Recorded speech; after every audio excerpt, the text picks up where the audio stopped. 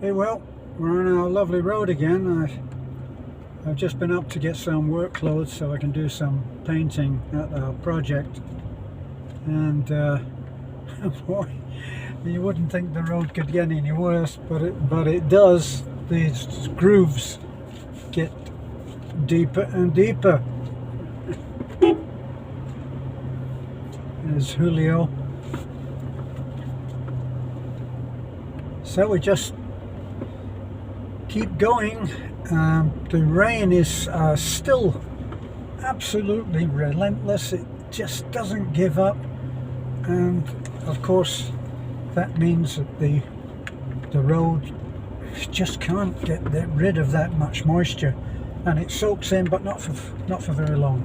But anyway, the reason that I was going to have a little chat on my way down to to our project in Burgos, the reason was I had a message from a lady named Curly, and she had a question. Her husband they're thinking about retiring here in the Philippines, and one of the questions that was coming up constantly for them was whether the husband would be able to stand the heat. In fact, their question was, my husband would like to know, how do you handle the heat? Well, she didn't give me very much information, so unfortunately I'm going to have to make certain assumptions, and some of them may be right. I'll try to allow for the different parts of what this problem might be for somebody coming here. Now, if you're a person who has lived in a cold climate, you will have some issues at first. I believe that the human body is capable of being able to handle any changes in climate, and so what that brings you to is what kind of lifestyle the person has, how they live, and this is where I have to make certain assumptions. Now, if this is anecdotal, some might call just my opinion, okay, but I'm going on what I've read and what I know certainly of America. Now, I'm assuming that Curly's husband is from America, because that's where we get most of our inquiries from. So what have we got? We've got an American who is concerned about the heat. So I think it's fairly safe to say that he comes from a part of America which has severe climate changes. Hate to use that phrase, climate change, as it's already being bandied about something, but I think you'll understand the context that I'm using it in. So remember, I came to the Philippines from a life in Florida, so the difference in the climate for me when I came from Florida did not make much of a difference. And before that, I'd been living in California, and California was a pretty good climate for people who are not too happy about the cold, which is where I am.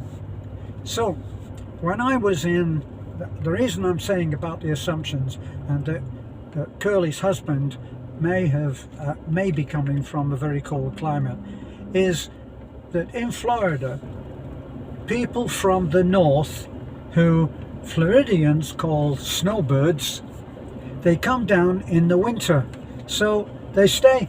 Mostly these are Canadians, but the Canadians come down when it starts to be brass monkey weather in Canada, and they come down, they flee, and they're there. You could always tell who was a snowbird, because when the rest of us regular Floridians, which I count myself because I was living there, so I'm as good as any other Floridian.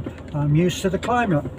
And when we were getting a slightly cold spell, which had the the temperature plummeting down to where we might be thinking about pulling out a sweater, the snowbirds would come down and we'd see them along the road, and they'd be cycling in their shorts and t-shirts, and the rest of us Floridians would be wrapped up because it was turning a little bit cold.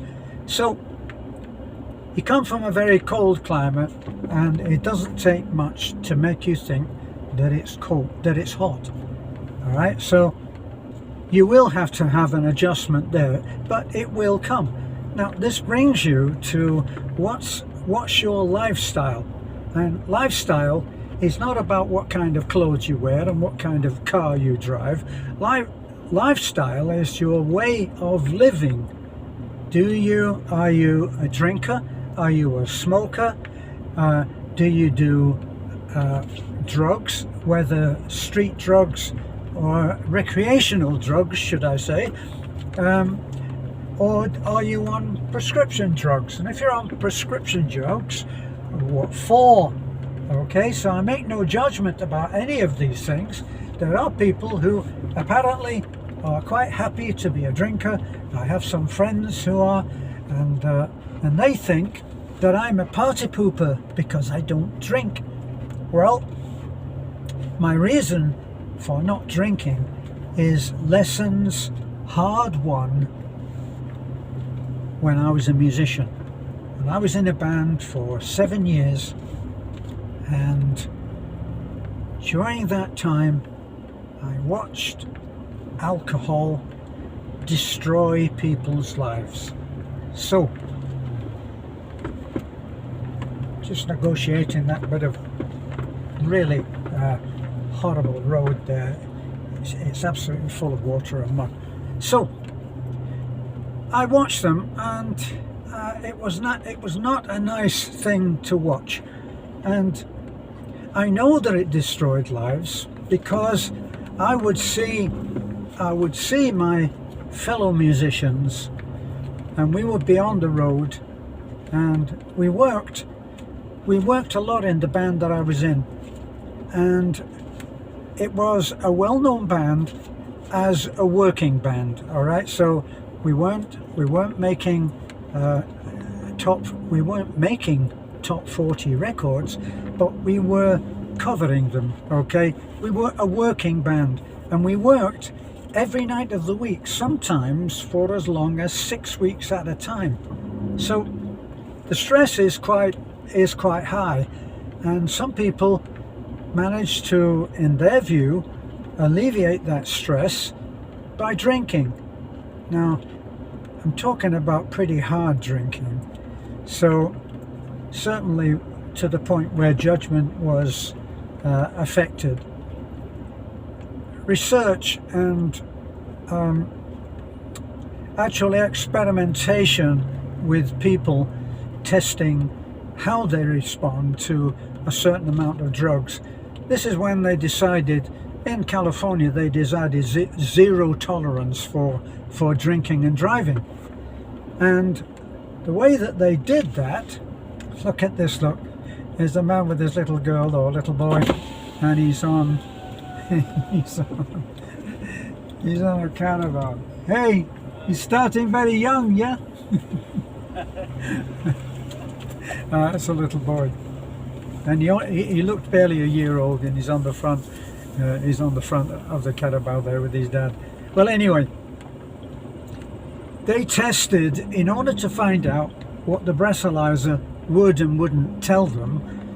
They experimented on people. They got people in, volunteer, to come in, and they gave them drink, and they tested the amount of drink that they had, and not only did they register it then on the breathalyzer, but they also talked to the people and asked them their opinion. How do you feel your judgment is?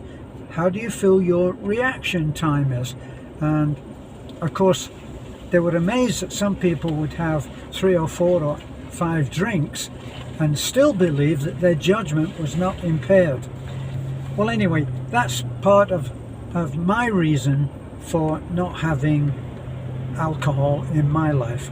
When I used to go in sometimes, and if it was a gig where wives could go, then some of the wives would be there who were wives to the hardened drinkers. And because I was probably, maybe not the only, I was one of maybe 2 or 3 who were not out there spending their money on drink.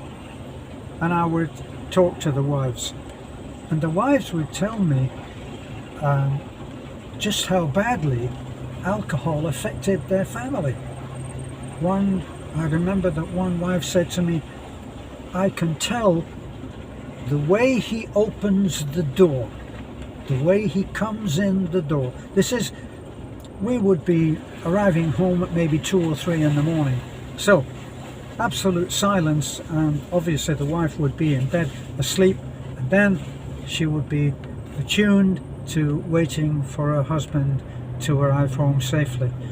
And knowing that he may have had a lot to drink would be a source of stress and worry for her. So they wouldn't like that. Well, that's the downside of drink. And then you have people who are what they describe as for themselves as being social drinkers, and I make no judgment on that. Each to his own way is what I say, and to not judge other people because they don't live their life exactly like you do. So here's what I think. If Curly's husband is coming from America currently, from the last information that I read, was something like between, and I'm being conservative, 50% to 60% obese. So let's downgrade that a little and say that 60% of the population are overweight, and a lot overweight. Now, the thing is, if you're going to come from a cold climate, if you're overweight, you can get away with it, I believe, because having a few pounds extra doesn't do too badly. Me, for instance, when it's cold weather, I suffer because I'm only 150. I'm probably 5'9", if I'm lucky, standing on tiptoe on a good day. Let's call me 5'9", and I still weigh the same now as I did when I was in my early 20s, and that's when I was doing lots of physical activity, doing the weights and martial arts and all that kind of stuff. So I'm very lightly built, and in America they used to say that I was tiny. I don't think I was exactly tiny, but anyway, it's all in the viewpoint, isn't it? But I was only 150 pounds, so I don't have a lot of excess weight on me. Now, if you have a lot of excess weight on, like I've lived in America, and even the ladies can tend to have a weight problem. So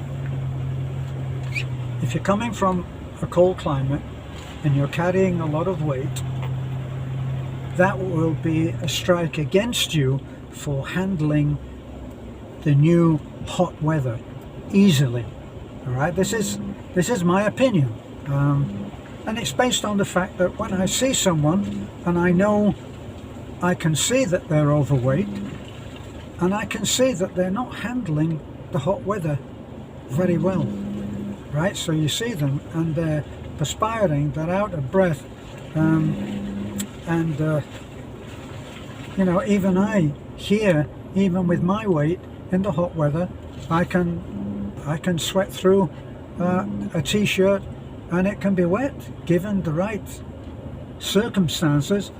and if I'm having a cup of hot coffee. So I see that if it is that there's an excess of weight, and when you get here, your perceived excess of weight will be different, because here you will see lots of, especially youngsters, teenagers, they'd have to share round to get a few pounds of fat. They'd have to lump in and club in together and have a fat kitty. So people are not usually fat, even though that is changing little by little because of the fast food that is coming. Jollibee, McDonald's, Chowking, all of these fast food places with delicious food, and it's fairly cheap. So it's affecting how people look. But I never see cellulite on a woman in the Philippines. In our province where we live, I never see cellulite. It was a familiar old friend when I was in America. A lot of women suffered that excess weight again. Now let's put together with the excess weight whether you're a smoker. Now if you're a smoker, you're not going to be operating at the most ideal lung capacity, okay, because the lungs are going to be suffering from nicotine. Now personally, I don't know how people can escape the logic of what nicotine is doing to you, but I give credit there because I've also read that nicotine as a drug, which it is the hardest drug to quit. Getting your way out of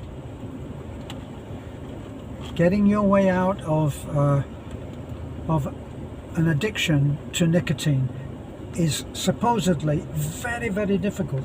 I don't drink. I don't drink, and I don't smoke. All right.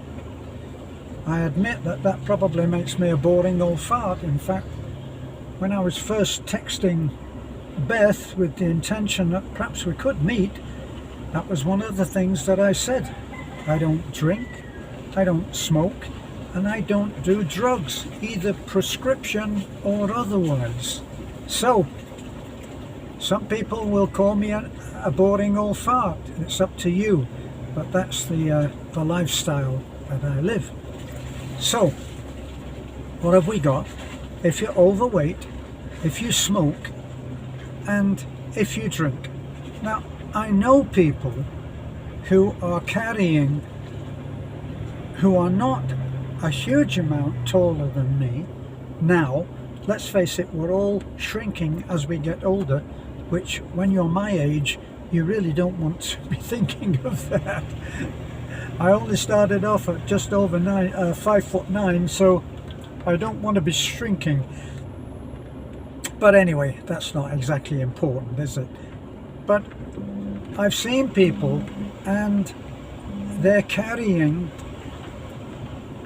300 pounds. It's not hard to be carrying 300 pounds. And if you're carrying 300 pounds, the logic that always strikes for me, I think somebody's calling me, but I'm not sure. Let me close up here.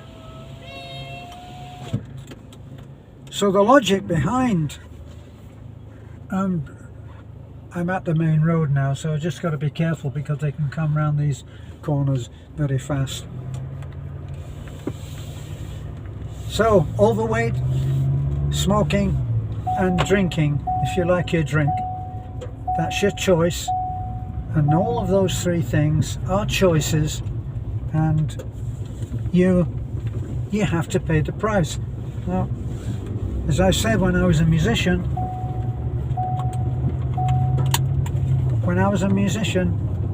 I was counted as a boring old fart, I didn't have a ton of friends because they're not going to invite somebody out who doesn't drink.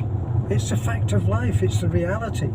So even a dear friend of mine, my friend Bob, he said, he said to me, yeah, you're not the A team.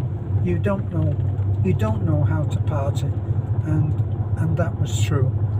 And I remember going around to his place once, and we're sitting there, and he said to me, would you like a beer? So I said, yeah, sure. Yeah, it was cold. The beer was cold and the weather was hot. I said, sure, I'll have a beer. So I've gotten through most of the beer in the can, and he says to me, would you like another beer? And I said, no, I won't take another beer. And I made a joke of it. I said, because my fingers go numb when I've had 2 beers. And he started to laugh at me, and his wife called in from the kitchen and said, don't laugh, Bob. Wouldn't you just love that if your fingers went numb after only 2 beers? See, so it's all in how you judge it. So all of those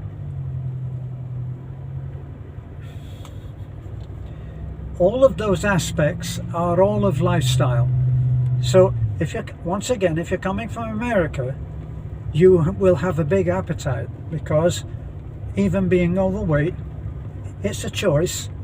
It might be a reluctant choice, but it's a choice. And you have to make that choice, and it has to be supported. So if you're a big guy, you got to support being a big guy, and you will eat probably twice as much as I would eat. Now, even for my weight, I only eat, there's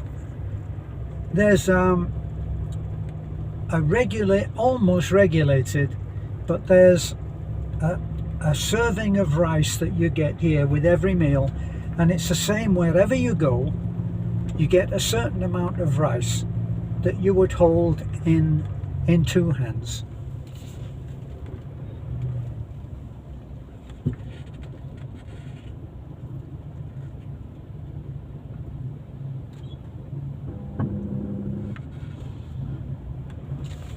So these guys, they wave you through, and there's not really enough room to get through.